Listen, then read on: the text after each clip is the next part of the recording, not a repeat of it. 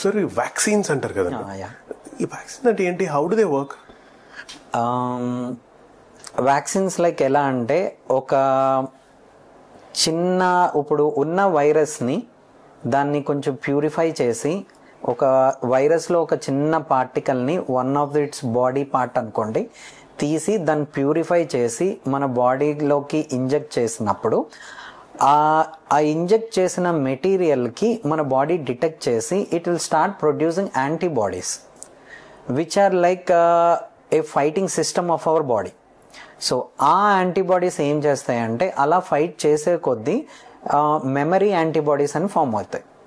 ఆ memory antibodies అన్నవి ఏంటంటే life long they are going to stay in our body and try to help us out in decreasing the severity of the disease caused by that virus. మరి ఇందులో types ఉంటాయండి vaccines లో types ఉంటాయండి. కొన్ని ఏంటంటే live vaccines, కొన్ని ఏమో inactivated vaccines, కొన్ని dead vaccines. So all together they work like the same.